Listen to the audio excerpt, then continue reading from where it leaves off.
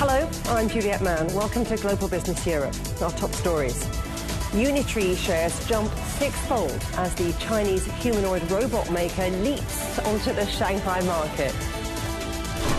China successfully lands the Jiuquan Air 3 rocket booster, a breakthrough in reusable tech for the country's space program. A promising skin cancer vaccine trial sends hope and shares soaring. And China's Chery drives deeper into the UK with a new technology centre and bigger ambitions. China's humanoid robot maker Unitree saw its valuation soar to around $53 billion following its market debut in Shanghai. Unitree's shares surged more than sixfold after the opening bell. The stock climbed as high as just $16. Ahead of the flotation, Unitree showed off its latest creation, the Superman robot.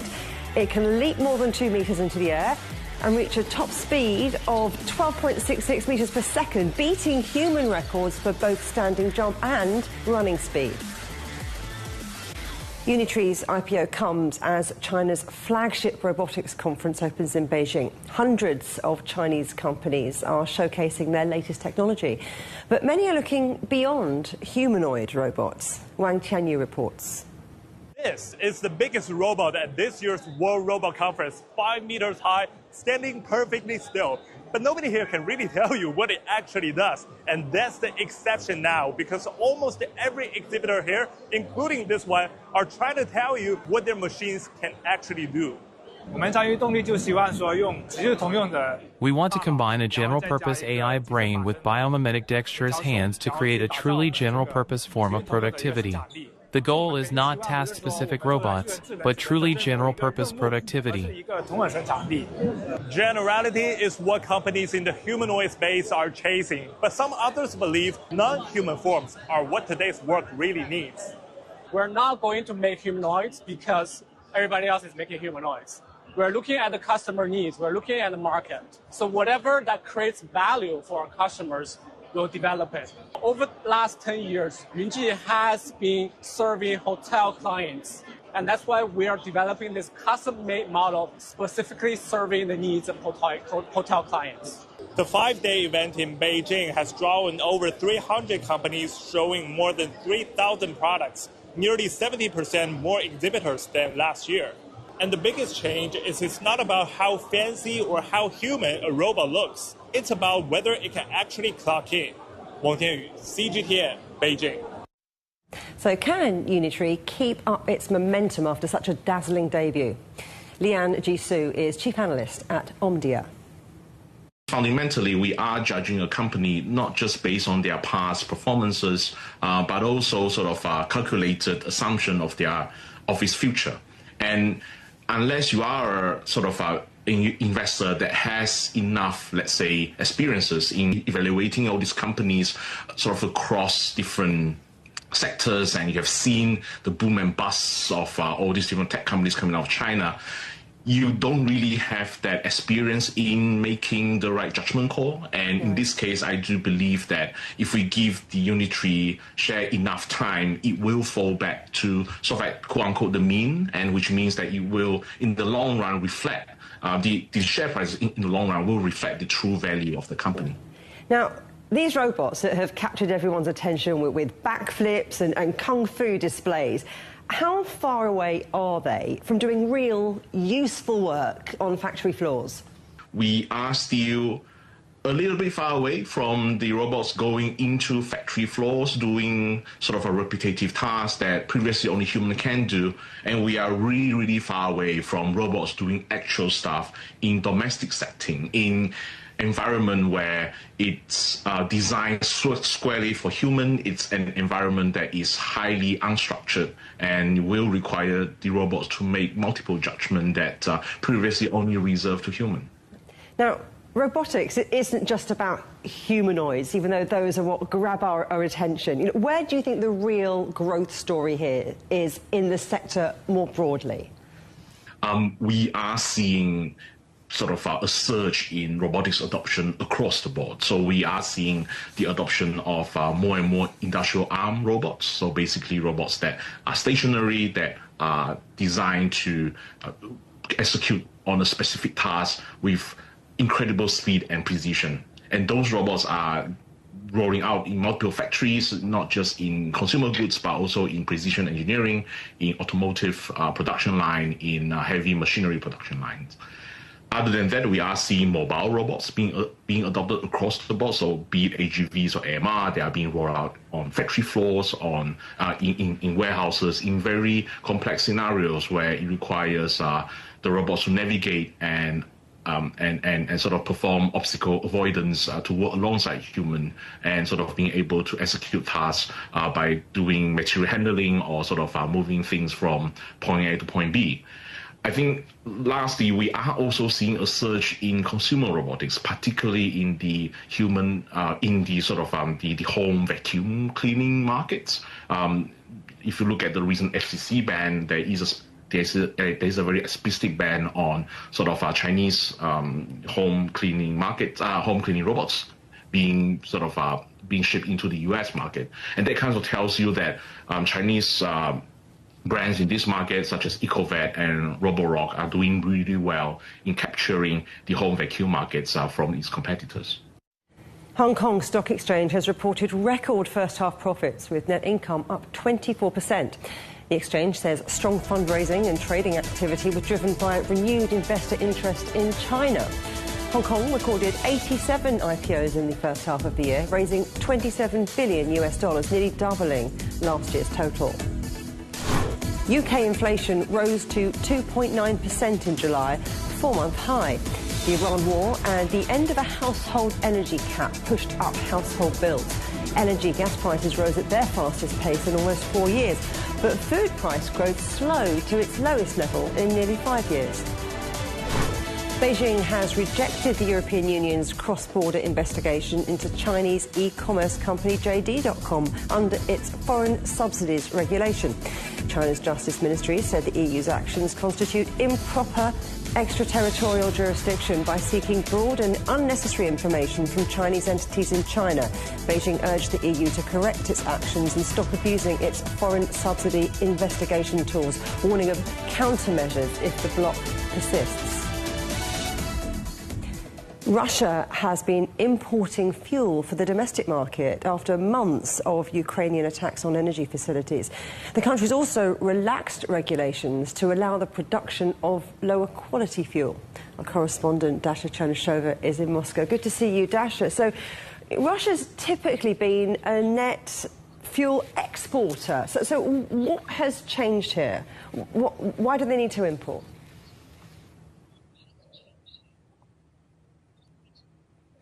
Well, it is a paradoxical situation for many Russians here as well, who are seeing long lines at their petrol pumps and are sometimes unable to get fuel and have to wait for hours to keep moving. We've heard the Russian Deputy Prime Minister Alexander Novak now saying that Russia has started the imports of fuel from overseas, and we understand those could be the imports from India, for instance, where Russia is supplying its oil and is getting back the refined fuel that is good for the cars. We understand this situation is expected to ease. The lines should be slowing down, according to the Russian authorities, as a result of those imports. He has also been saying that several oil refineries in Russia that were previously hit by the Ukrainian drone attacks are expected to come out of the repairs. That is also going to contribute to the evening of the fuel shortages across the country. And the Russian authorities are saying they are trying to do everything possible to make sure that all of the country's regions have fuel. That is quite difficult because of the vast territory that Russia has. So we understand the authorities are trying to do what they can to repair this situation. But having said that, you have to keep in mind that Russia is importing the fuel, which, according to many analysts, is not sufficient for the domestic market. So the shortages are there. People are waiting for hours, and the agricultural sector is saying they are facing lots of difficulties in terms of getting fuel for their agricultural equipment. Obviously, that is going to affect the economic situation and increase the inflation rate in the country. So this is quite a dire situation, and experts are now saying that what we are seeing at this stage is the second wave of that fuel crisis that has been sparked by the renewed attacks against the Russian oil refineries. Dasha Chernysheva in Moscow, thank you for bringing us up to date. China has landed the Juche Air-3 rocket booster, marking a breakthrough in reusable technology for the country's space program. The rocket lifted off on Wednesday, carrying the Honghu 3 satellite into orbit. And after a series of advanced manoeuvres, its first stage returned to Earth and touched down. CGTN's Sunya reports. Another breakthrough in China's rocket development. On Wednesday, China's reusable Juche 3 Y2 rocket lifted off from the Dongfeng Commercial Space Innovation Pilot Zone in northwest China. It sent the Honghu 3 satellite into its designated orbit. But the more eye-catching part is this. Less than 10 minutes after launch, the rocket's first stage successfully completed this planned land recovery procedure, and the flight test mission was declared a complete success. The mission marked China's first flight verification of land recovery for the first stage of a reusable launch vehicle. It also achieved the country's first successful verification of landing using deployable landing legs. Landspace, the company behind the Juche 3 rocket, is already looking ahead. This mission achieves a breakthrough in the first step toward making rockets recoverable, reusable, and operational. Recovery is the most important foundation for subsequent reuse and operation. At present, the Juche 3 rocket is designed to meet the technical requirements of reusing its first stage 20 times. In the operational phase, the goal is to bring spaceflight close to aviation, to make rocket launches and landings more like airplane operations, with an optimal balance of frequency, reliability, and safety. Juche 3 is among a growing number of China's domestically developed reusable rockets. Being able to reuse a rocket could reduce launch costs, increase launch frequencies, crucial as China's commercial space sector expands and global demands for launch services grow. We will serve both the domestic and international commercial satellite launch markets, meeting demand for missions such as satellite rideshares and the deployment of specific commercial satellite constellations. This successful test mission is viewed as an important step in China's reusable rocket development, and more flight tests for the country's reusable rockets are expected in the coming months. Sun Ye, CGTN, Dongfeng Commercial Space Innovation Pilot Zone. The launch isn't just a breakthrough in engineering. It could also strengthen the case for an IPO by rocket maker Landspace. Carol Haswell is a professor of astrophysics at the Open University. Great to have you on Global Business Europe. Now, Landspace joins only SpaceX and Blue Origin as private companies to land an orbital-class booster. How consequential is that milestone? Well, it's a huge milestone. Obviously, there's a huge difference between being able to do something and not being able to do something. And this is the first company outside the US that has been able to do this, and only the fourth organization to do it. So the Chinese Space Agency has done it, SpaceX and Blue Origin have done it, and this is the third company to do it. So China, in a sense, is in the lead because it has a government organization and a private sector organization able to do this. And it means they're completely in the game. I wanted to ask you about that, because having that state-backed and a private company pulling this off, you know, what do you think having two paths to that same breakthrough tells us about the way that China's building its space sector? Well, clearly they've made enormous progress very, very quickly. And I think China clearly is very organized. And when it decides to do something, it does it very effectively. So it was only, I think, 12 years ago that the Chinese state allowed private capital to invest in the space sector, and to go from sort of nothing 12 years ago to this really very impressive technical achievement today is really, you know, something that I think everybody should take notice of. Now, the global reusable rocket market is projected to nearly triple by 2034. Where does that growth actually come from? Is it satellites? Is it government? Is it something else?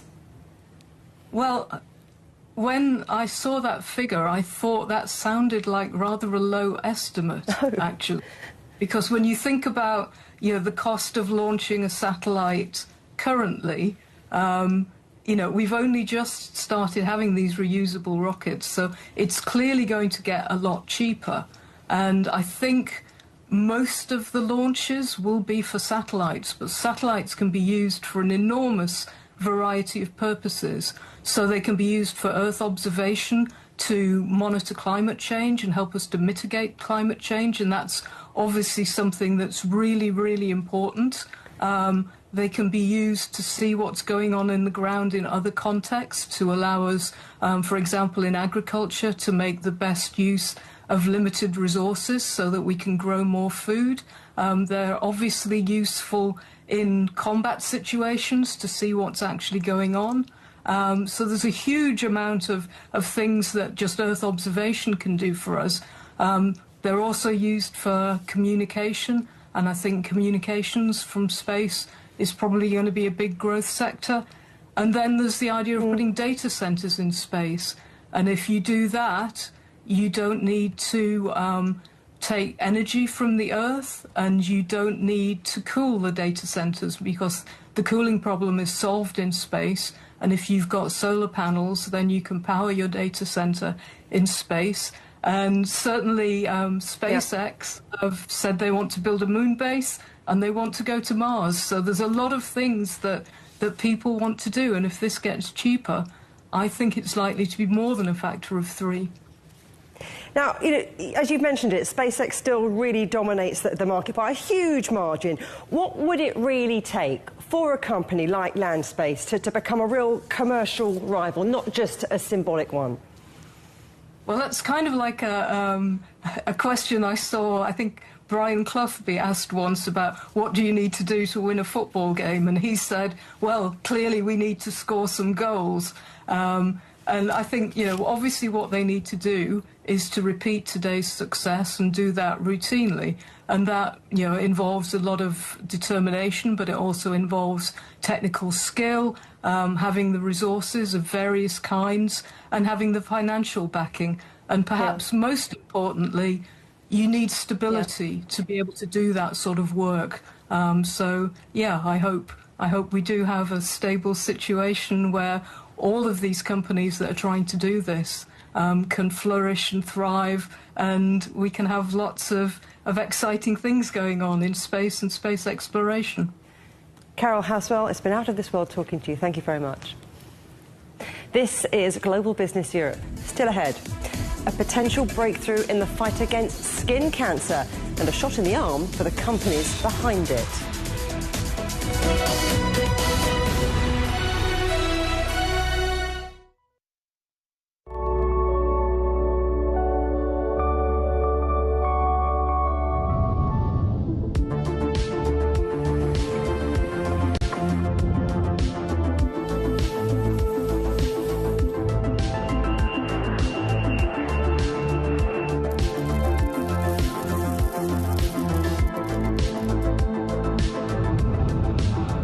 Everything is a business story.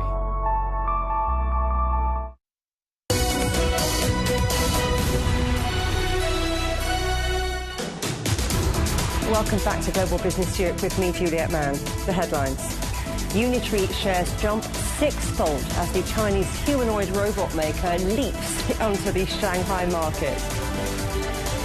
And China successfully lands the Jiuqiu F3 rocket booster, a breakthrough in reusable tech for the country's space program.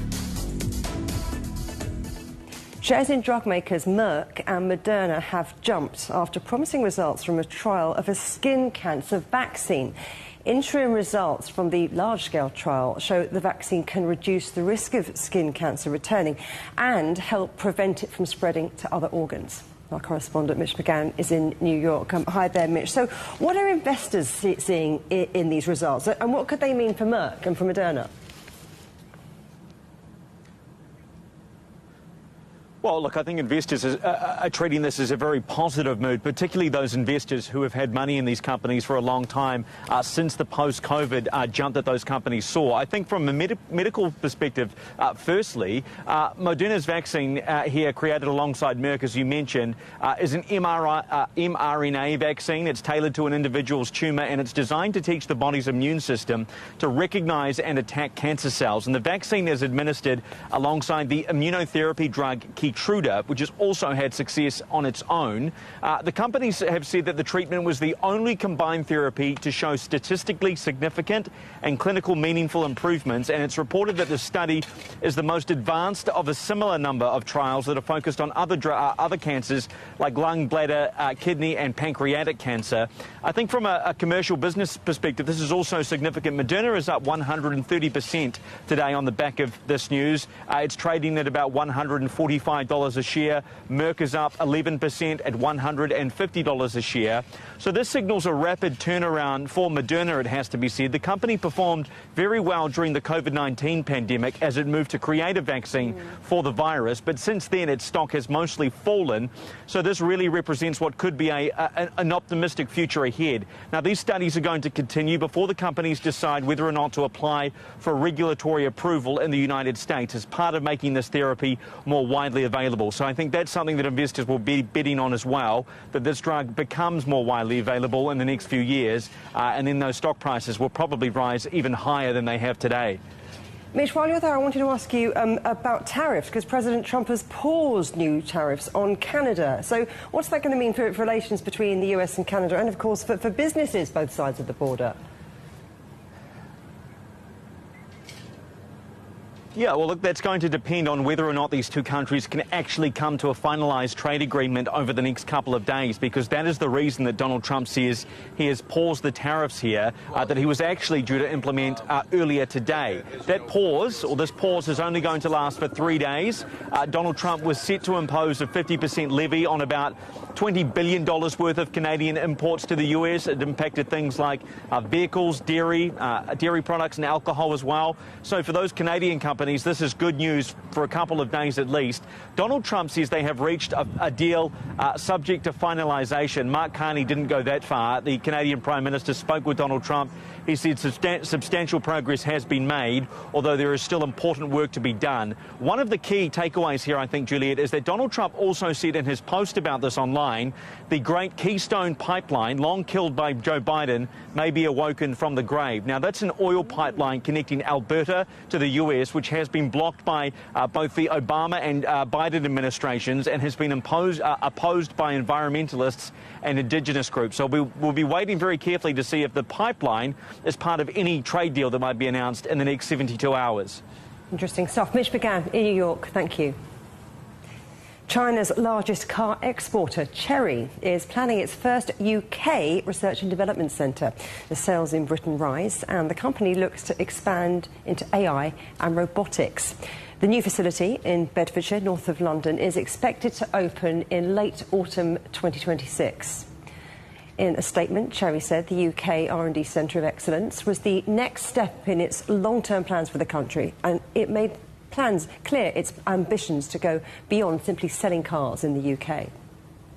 The centre is being developed with UTAC Millbrook, a major vehicle testing facility used by the automotive industry and also by the UK Ministry of Defence. Chery entered the UK market last August, but last month its brands accounted for around 8% of new car registrations, and it's now added a fifth brand to its UK portfolio, Lepust, designed specifically for European markets. Chery's also investing heavily in AI and robotics. Its robotics division, AI Moga, is reportedly preparing for an IPO. Incubated by Chery in January 2025, AI Moga says it's delivered more than 3,000 robots worldwide, including 2,000 overseas, and now operates in more than 60 countries and regions. It's targeting 10,000 robot deliveries around the world by 2027. Well, let's talk to David Bailey, who's a professor of business economics at Birmingham Business School. Great to see you there. Now, look, Chery's moved quickly in the UK. Is this R&D centre a sign it now sees the UK as a base of growth rather than just simply a market to sell into? Yes, I think that's absolutely right. I think it's quite a strategic shift. So it's done very well in selling into the UK, probably the most rapid penetration of any car maker into the UK market in its history. But I think what they're doing here is really thinking, well, OK, let's try and position the UK within our global innovation network.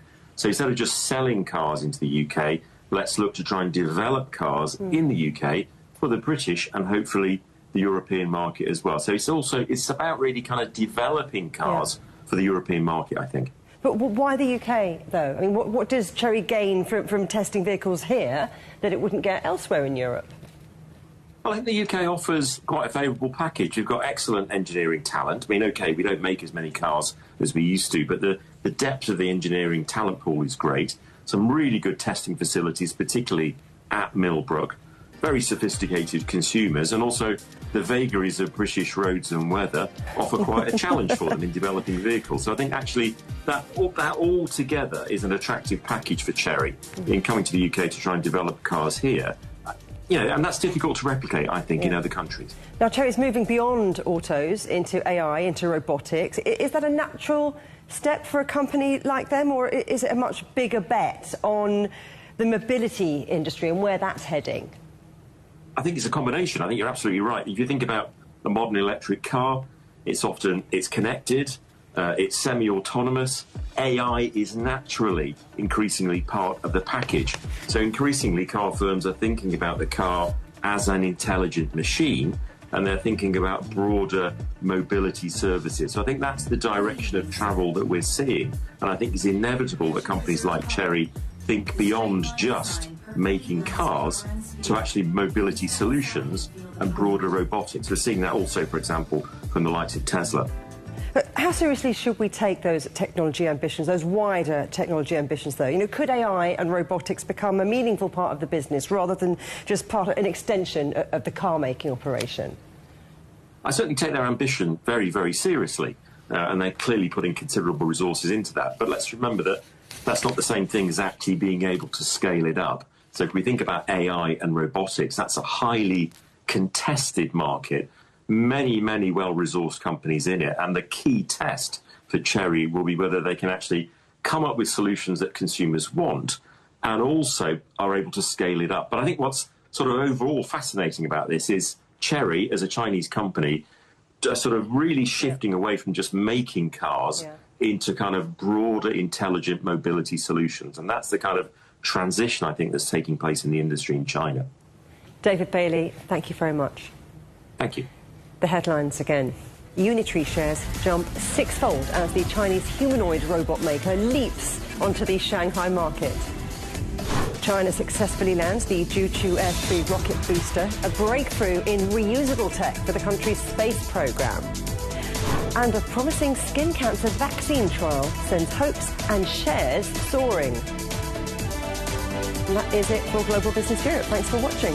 Coming up next on CGTN, it's Africa Live. But we'll see you again tomorrow, same time, same place. From all the team here in London, goodbye.